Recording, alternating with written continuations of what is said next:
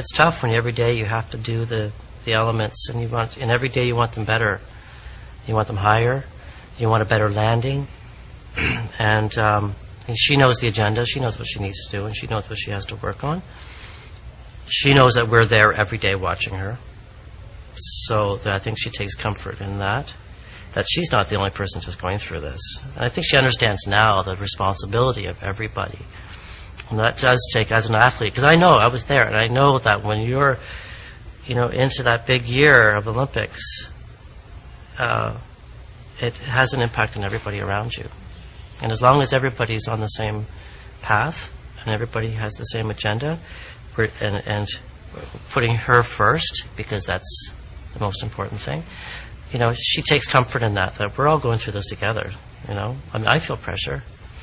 David has pressure because he has programs, and so all of us feel pressure. And even the woman who makes her costumes, she feels pressure because she wants the best and most beautiful costume on the ice. The sports psychologist I used to work with kind of put this whole Olympic thing in the words the best. And he said the Olympic Games is the only sporting event that really lives up to its billing. Because you have, Stanley Cup finals, and you have the Super Bowl and all their commercials and the game and everything. And sometimes the Super Bowl doesn't, the hype, it's a letdown.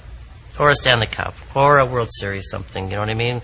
But every single time the Olympic Games lives up to it. There's a lot of hype, and there's great sportsman activity, and there's all kinds of great stories, and there's great surprises, and there's a moment where you're on the edge of your seat.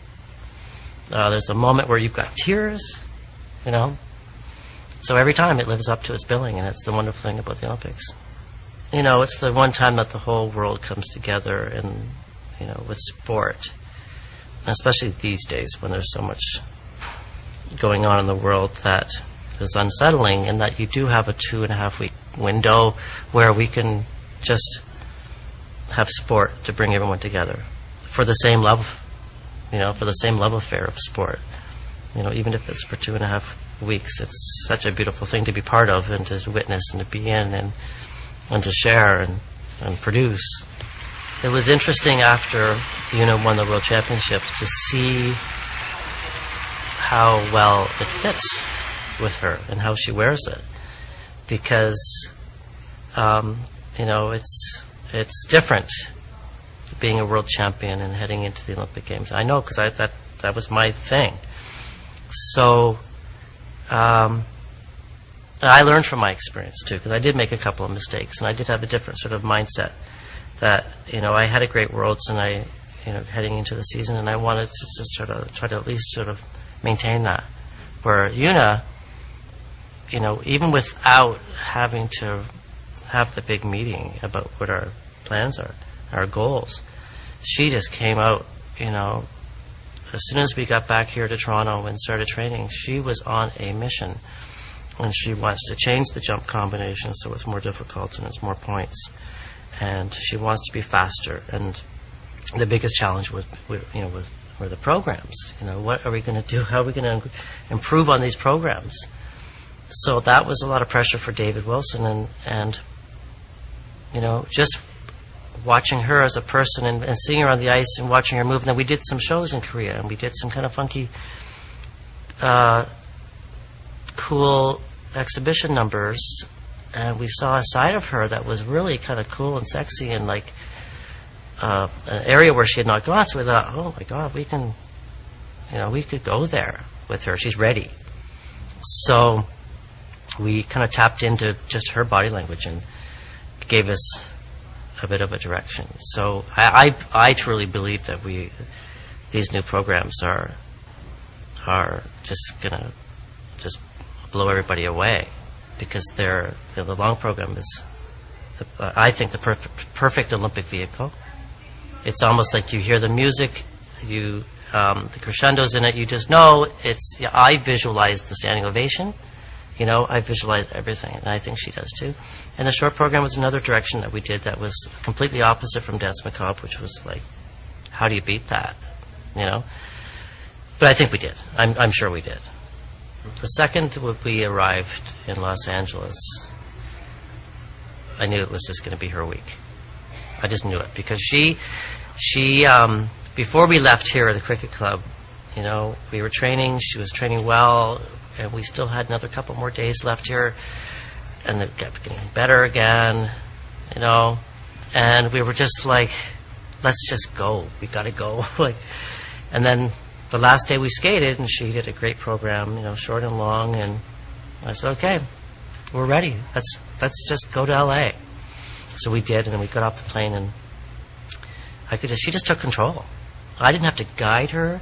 I didn't have to know what bus she was taking, or, you know, she was totally in charge of that whole week, which is a really great lesson for me and for her, that I've got to let her take control of the situation. And so with the Olympics, although I've had the experience a couple of times, she likes to be in control.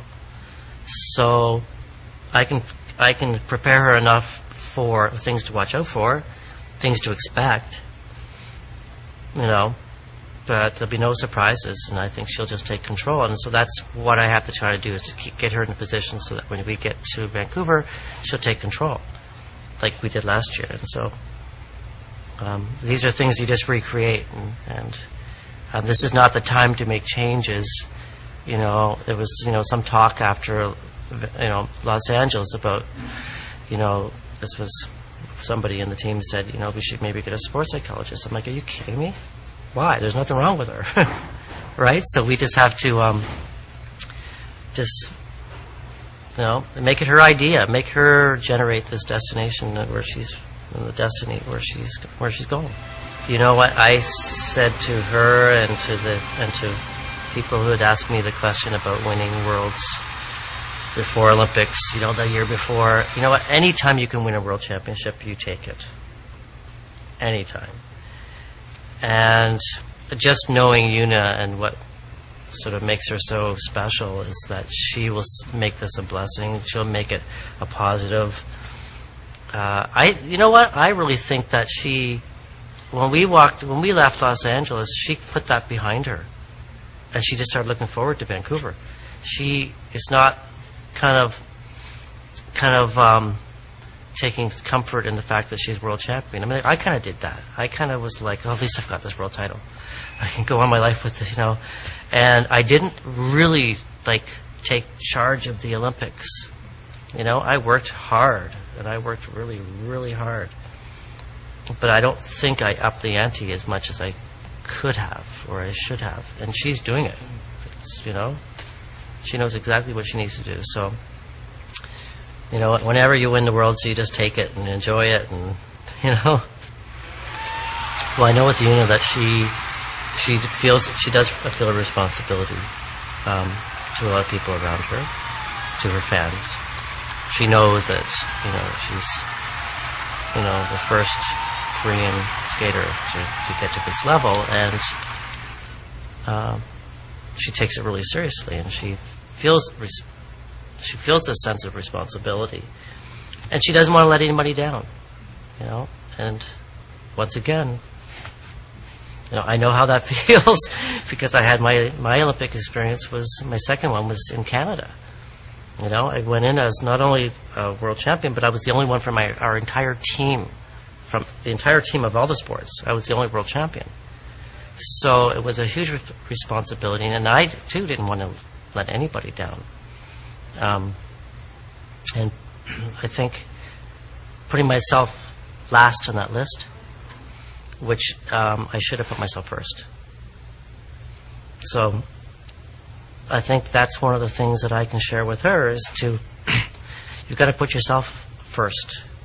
That's the responsibility is to this experience, and then you can figure out the pecking order after that. But you've got to the responsibility is to yourself.